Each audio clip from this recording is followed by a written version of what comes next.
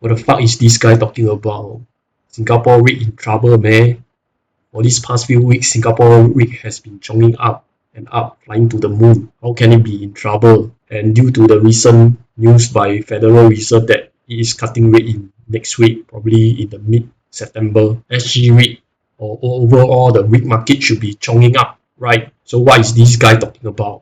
Relax guys, I'm not talking about Sg Reit as a whole, but it is Starhill Global REIT for the second half for financial year 2023 to 2024 financial results, which was recently announced in July. So this is an overview of Starhill Global REIT, which has a portfolio size of 2.8 billion Sing dollars, and they are strategically located in areas such as Ngee Ann City and Wisma Atria in Orchard Road that provides an excellent connectivity to transportation hubs. And they are actually mainly diversified in countries such as Singapore, Australia, and Malaysia, with a contribution of revenue in second half of 2023 to 2024, which consists of 85% revenue in retail and lastly 15% in office sector.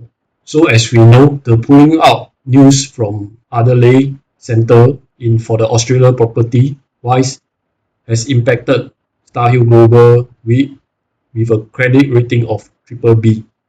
And for Starhill Global REIT, the gearing ratio stands at 36.8% and the weighted average debt maturity is of 2.5 years, which I think is quite healthy in the sense that the gearing ratio is 36.8%, which is considered one of the lowest among all the REITs for Singapore. And also Starhill Global REIT is a component stock for the FTSE EPRA NA REIT Global Developed Index.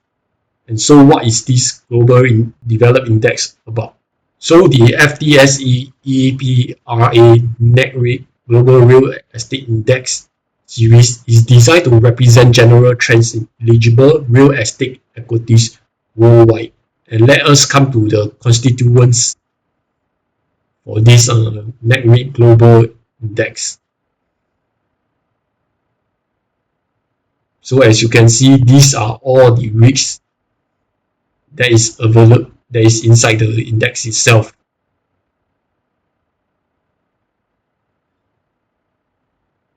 And you can see that it is just not REITs itself, but also property counters. So it doesn't actually consider as a REIT index,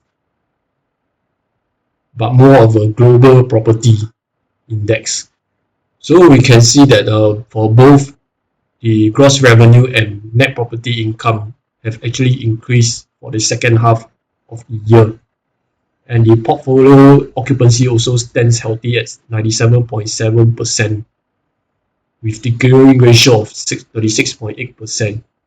However, DPU actually decreased, and we actually want to find out why the DPU actually decreased. So as we can see, the DPU for financial year 2023 to 2024 decreased 4.5% year on year, mainly due to weaker foreign currencies such as the ringgit and also the Japanese yen. And during last year, they actually sold one of their property in Japan, which is used to offset the foreign currency exchange loss. And for the capital management wise, 79% of borrowings were fixed and hedged as of 30 June 2024. So what this means that 79% of the borrowings actually will fix interest rate.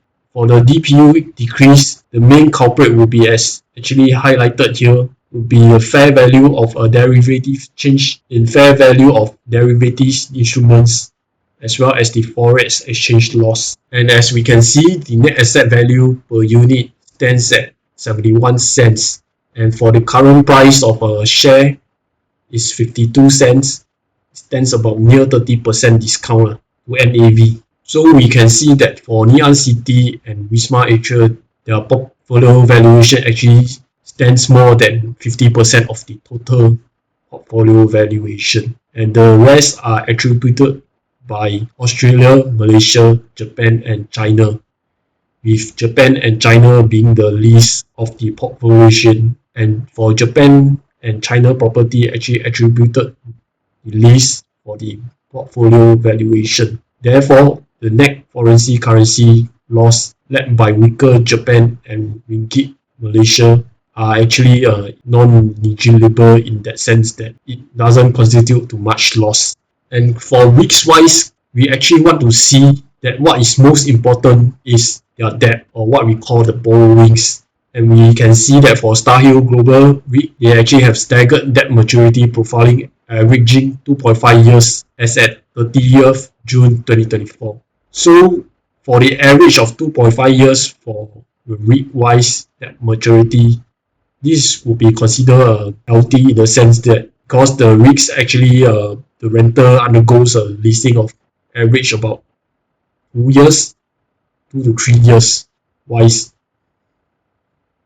So that's where new tenants would actually come in. Subsequently, you can see that new tenants coming in roughly about 2 years, 2 year plus or so, replacing the old tenant. And as mentioned earlier on, for the fixed hedge debt ratio of 79%, I think this is considered quite normal for the other REITs as well, as they have left a room for fixed interest rate majority due to having a predictability of considering that the current high interest rate environment, which most REITs wanted to lock in a fixed rate rather than having a floating rate. And this may also cause another kind of situation where there's a possibility of cutting rates, which the floating rates may be adjusted to lower with the reduce of interest rate wise. So moving forward, probably most of the REITs will start to take on more of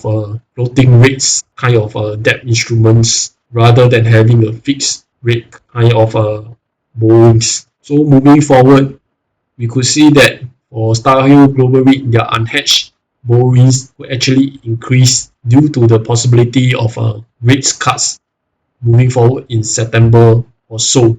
And that actually applies similarly to the Singapore REITs. And for Starhill's Global REIT, what is one thing good about them is their borrowings were hedged by a combination of fixed rate debt and interest rate swaps. Particularly for the interest rate swap, that's where they are able to exchange a higher rate interest rate borrowing to a lower interest rate borrowing moving forward if there's a possibility of a rate cut. But one thing they actually need to be aware of is the foreign currency exchange exposure, because that accounts about 37% of the revenue. And as we can see, for Singapore asset stands at 70%, and the rest of the 30% is shared by Malaysia, Australia, and others. And therefore, the gross revenue contributed for Singapore is also the most, standing at 63%. And the rest of the 37% is attributed by the other countries. And we also see that the portfolio of Starhill Global is mainly retail REITs, which is about near 85%. And we can see from the Starhill Global REIT portfolio occupancy, even during COVID period in 2020, the occupancy also is higher than 90% for Singapore as well as other countries. And it actually averages about 96 to 97%. And so for Singapore Wisma Atrial Property, as you can see, we Singaporeans like to eat and enjoy a lot. So mainly the contributing factor for this property would be under F&B, with established brands such as Food Republic, Hai Di Lao, and also Shishiro, as well as Paradise Dynasty. So for Ngee Ann City Property, they actually have a stable of quality tenants. We have actually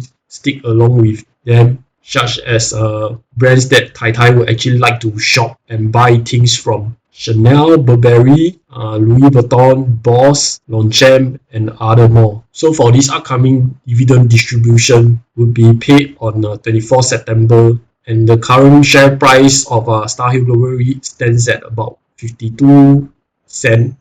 So the dividend yield will roughly stands near to 7%. So this is not a call to buy or sell video. And as usual, always do your due diligence before doing any form of investment. And once again, if you find this information helpful, do like and subscribe to my channel, and I will see you. Adios.